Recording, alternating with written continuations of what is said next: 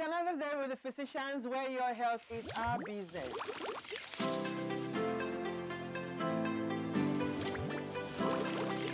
Growth spurt will end. So you are not going to take some drastic measures. But a 10-year-old coming, pressure is high. But also to know that not only when your pressure is high that you have glaucoma. Sugar, and I don't know about any other one, but what you know is You're welcome back to Again Plenty Culture on your regular program.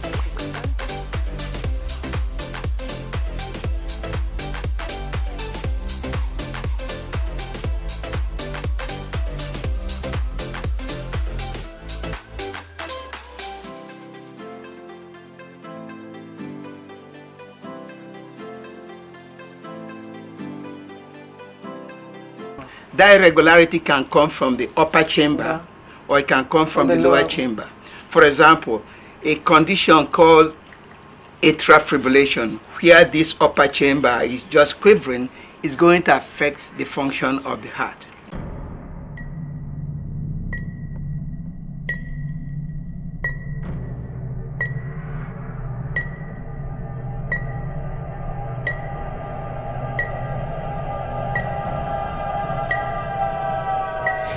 Family health history is a record of the diseases and health conditions in one's family.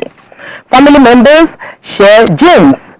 They may also have behaviors in common, such as exercise habits and what they like to eat.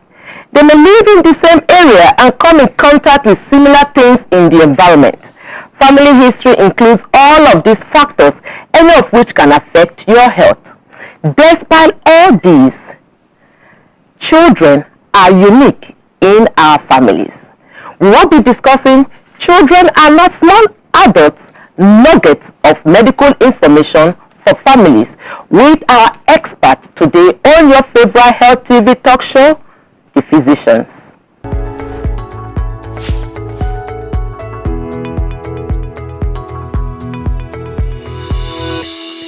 Welcome. If you are just joining us, this is your favorite health TV talk show, The Physicians, where your health is our business.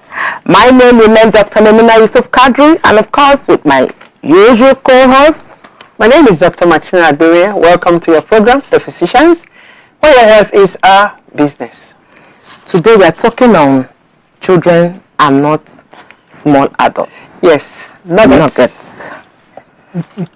Of medical information, of course, for families.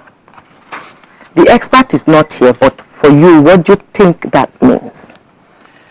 Children actually are not small adults because from what I have seen, or what still happens, mothers, especially mothers that still have children with them at home, if they are giving medications, they're supposed to give the children syrup. And if the syrup is unavailable, they tell you paracetamol is paracetamol. So they just break it and give to that child. Without considering the weight of the child, body mass, and everything. So this is self-medication. Self-medication is an abuse. It's an abuse. And apart from that, they don't even know. Most of them, I think it has to do with not knowing. Okay? So this is a knowledge gap thing? There's a knowledge gap because some of them do not even realize that the medications that they give to children, for instance the syrups, is actually age and weight appropriate. So most of them do not even know that. No, but we have educated women that do this. In fact, doctors that do this. So I use that those group of people that are supposed to be knowledgeable. Is that ignorance now or I don't care attitude? Or the only harness we have in our system? I just think when you say doctors do that, it beats me. Yeah, really. They do that. They do some the thing that you should give to an adult. And they tell you, I'm a doctor, I know. Well, they have always said you shouldn't treat yourself. That's one of the things in our it's ridiculous hearing that. It's really because ridiculous. I've met a doctor, a female doctor, who brought in the child to the pediatric emergency, and when she was asked who prescribed this? Yes, the pediatrician. I got to the hospital, my friend, my colleague. So, but why did you give this child this dosage? You know, I'm a doctor now. I just felt it was not going to make any difference. Probably and it made the maybe I difference. didn't even consider the weight of the child. Yeah, she just used her imagination. Okay, it should be this. That is really and then the child went into shock. That gave this herbal medication. What dose did you give? She said there is a glass, the one that she takes. That's what she gave to the child. That's what she gave to the child. Of course, the child started hemolyzing, losing blood. They had to start transfusing. And maybe the medication is like 50 naira. By the time they transfuse the blood, like 10,000 naira. The child actually passed. The child passed. The child died. Yeah. On top of maybe 50 naira. Yes. You know what? We've got an expert coming to the studio today who is passionate about what she does because she's a pediatrician. We'll be right back after this short break. Stay with us.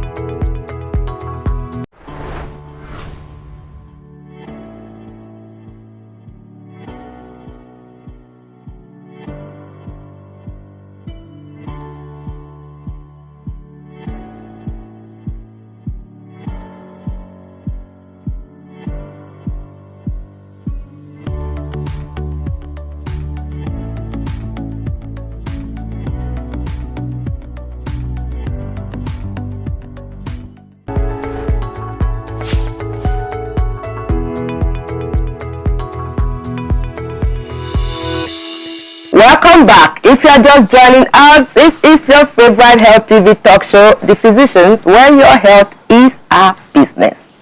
On today's show, we are going to be discussing children are not small adults. The nuggets that we need to enlighten the families.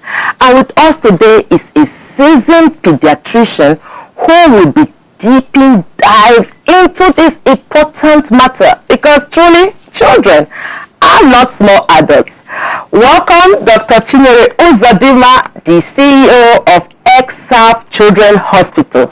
Dr. Chinyere, you're welcome. Thank you, Dr. Memuna. Welcome, it's nice having you. Where are your small adults? The children that are not small adults, where are they? You should bring some to our show one of these days now so that we will get to admire the fact that you are working real time with these children on set. One day I'll bring them. Dr. Chinyere, you know this topic, Yes. it may sound funny, but it's serious at the same time. From the view of a pediatrician, a seasoned one at that, and of course that is passionate about her job, when we say children are not small adults, the viewers want you to enlighten us why that statement. Okay. Thank you, Dr. Memuna. And I'm very happy to be here, to talk about this because this is one of the burning topics in the heart of most pediatricians. And when I say pediatrician here, pediatricians are doctors who are specialized in taking care of children when they are sick and also preventive health for children.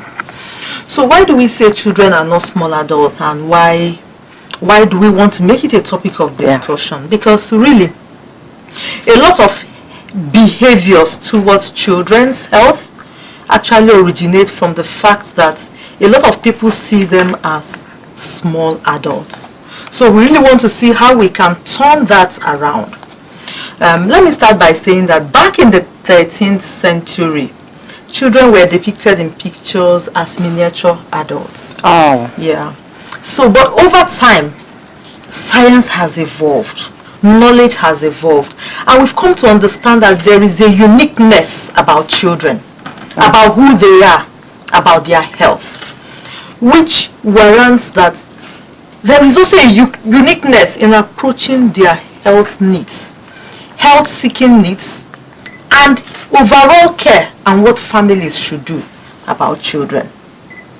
Now, let me just highlight a bit of those unique characteristics of children. So even though we all live in the same family, we all live in the same house, but children have some kind of unique exposure characteristics that adults don't have. Beginning with the fact that a child that is in the mother's womb is a child already and is a patient. Yes, is a patient that has unique characteristics, exposed to transplacental. When I say transplacental, things that the mothers take or illnesses that the mothers have that can pass on from the mother to the baby. So that baby is in the womb, is already a child, is a stage of childhood. Okay? So we start from that. We talk even when they are born, they're also exposed to risk factors from the breast milk of the mothers that they saw. And when I say these risk factors, they're actually risk factors for serious conditions. For instance, transplacentally, we know that certain viruses can be transmitted even while the baby is in the womb. And their manifestations would come up when the baby is born. Things like rubella, cytomegalovirus, herpes simplex virus. And they actually cause serious illnesses, including what? Blindness, congenital cataract, children who are born with cataract, children who are born with brain malformations and all that. So keep that aside. Another thing that makes children unique too is that even within the same family, even within the same context, the level of exposure that a child has is different from the level of exposure that the adult has, even in the same environment. And what do I mean? Children are closer to the ground. Okay? So, the chemicals that you use to clean the floor, the pesticides that you spray that will eventually settle on the floor, the house dust mites that are on the rugs, and the dust and other things on the floor, they're actually closer to the children. Children are more uniquely exposed to them based on their size. So we describe it like saying that children have their own unique living zone, like this, like this, like this, unlike adults that are up there. Therefore, it means too that in the houses, when you have dust and all those things on the ground, a child is likely to begin to have health complaints as a result of that, even before the adults. For instance, I refer to children who manifest with allergies. Children who are asthmatic, they will begin to have breathing problems even earlier than the adults would do. But what I really want us to really discuss about is our approach, the approach of families in seeking health care for children. You know, when we started, you talked about dosaging of drugs, which is very, very important. So a lot of people don't understand that when it comes to children, the concept of body surface area becomes very important. And what do I mean by body surface area? Body surface area is a term that derives from the weight and the height. So for instance, if I'm to spread this child like on the floor, what's the total surface area of the whole body of the child? So you find out that because they are small, their body surface area is smaller. So any insult to the child actually has a triple effect based on the small surface area of distribution. Now talk about what? Talk about electrocution in the house. The impact of electrocution on the child in the house will be much more than the impact on adults. Talk about diarrhea when children are having diarrhea. Unlike adults, they can go on stooling and they are walking around, but a child, sometimes 2-3 stools is enough and the child is there. Talk about mistakes with dosing of drugs. An adult will take 1 tablet, but if you give a child half a tablet, thinking that, okay, half is enough, without considering the weight and the height, which is that body surface area, you might actually be giving that child overdose. And let me tell you something, even paracetamol can have toxicity when you give overdosage of it. So Dr. The smaller the children are, the worse. You know, I have gotten advice and I just smiled, you know. I have gotten advice. Somebody said, you see this child, be dropping some alcohol, whiskey, drop it inside the mouth, no convulsion anymore. And I said, wow. Dr. Chinyere, you see that topic you just started now? Hold it right there. Okay. Like whiskey for a baby? Yes. We are going to hear from you right there in the street with keeping up with the physicians on why you shouldn't do certain things assuming that children are small adults. We'll be right back after this short break.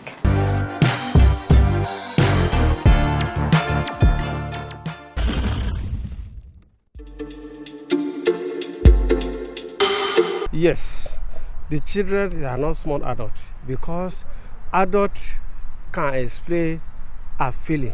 Yeah, there's a general misconception amongst Nigerians these days to tend to treat children like adults. Children, especially in this modern age, do not get the kind of care that they desire, they require. Because parents are busy running around trying to make money to take care of the family, take care of the kids, there's hardly time to watch over the children, to see what they are doing, to see how they are growing. You know, we have different parents. Different parents is that in the sense that you know the child close to the mother and the father. So some women, they don't care to take care of their child, but some of them, you know, they cherish what called child. They will quickly take adequate action on their children. It is too anxious on that area. Some give children adequate support treatment. Some treat them like adults, because what adult can take, some parents they will think that the children also can take it. For example, now, maybe if your children have a temperature or have a headache which doesn't know what really wrong, and that's okay. Instead the adult take 2 paracetamol, let me give you 1.5 or half of it to take it, which is wrong. My advice to the parents that we should not treat children like adults. Whatever happen to the children, just take it as the children and take necessary action. Yeah, my advice to all mothers in Nigeria at large is you are the one God give this child, and God give you this child to take care of he or she. Health-wise, parents should learn to consult professionals. They shouldn't take the risks with their children.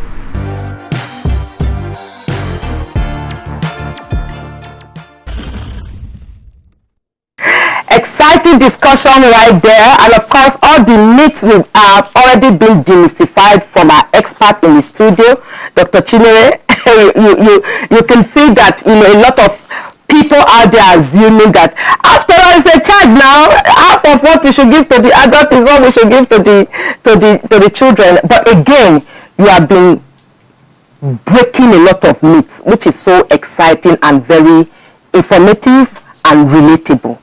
We're talking about small drop of whiskey. Let's take the discussion from there. So a lot of practices that is obtainable around us actually puts the children at very high risk. And all this increase the vulnerabilities of children. They all contribute to those indices of under 5 deaths around us. You know, like I said, someone said, drop whiskey inside the mouth. When you drop whiskey in the baby's mouth, from the time that the baby is born, that child will never have convulsion throughout life. Is it religious belief, cultural belief?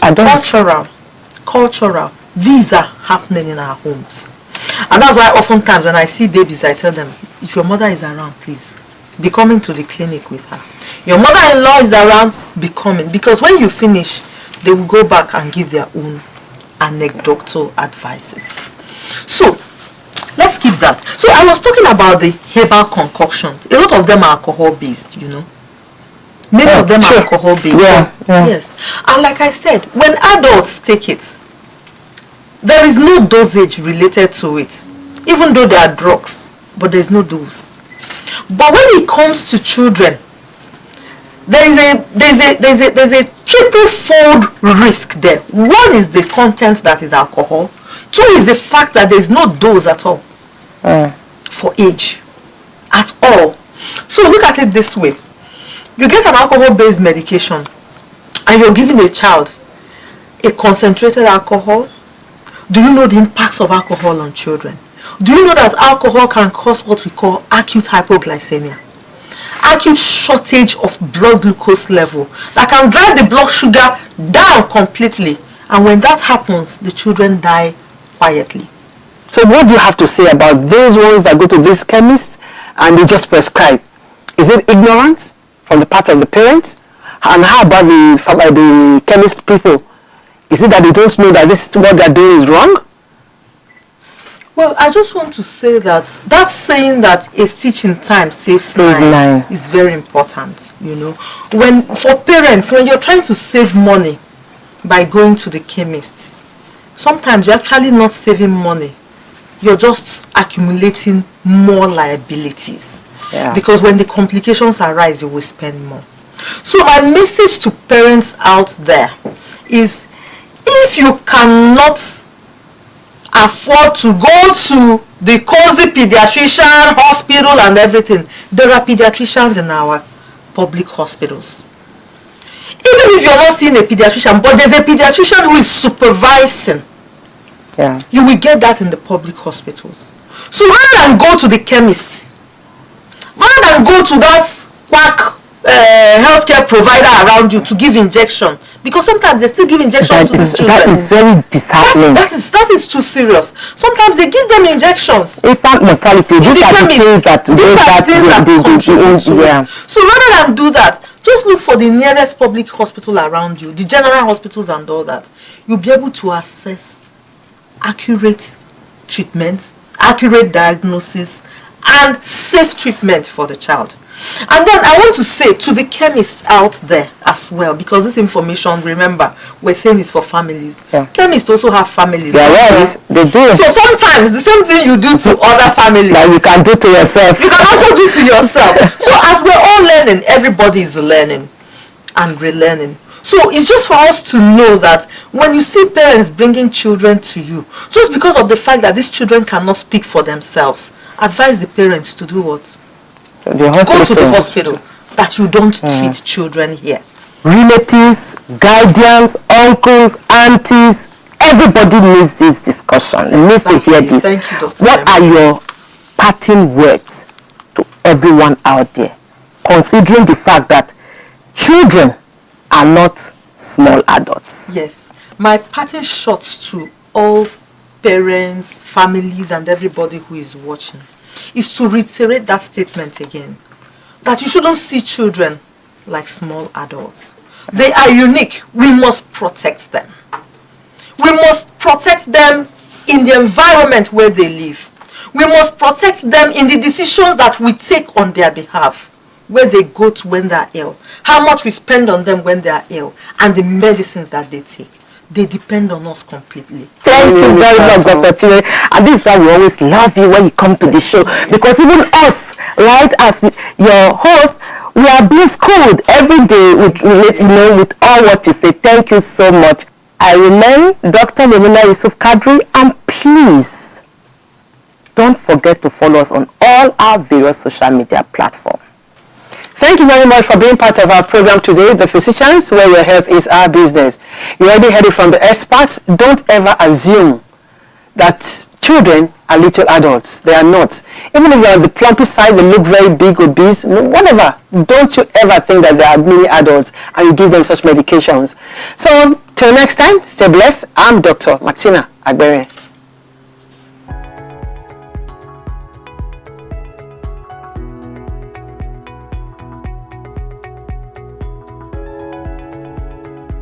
My name is Doshima Bahabo, a community health nurse specialist.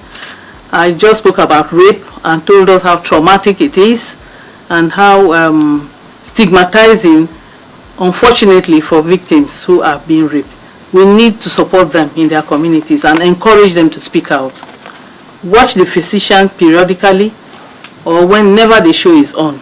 I love it because it gives a lot of health tips. Thank you very much. We begin to have mental illness. So for people who have to deal with stress every day of their lives, and they still have to go back home to their wives or their husbands and still do what they have to do, you don't expect such a person to be at an optimal level, because stress, from work, from meeting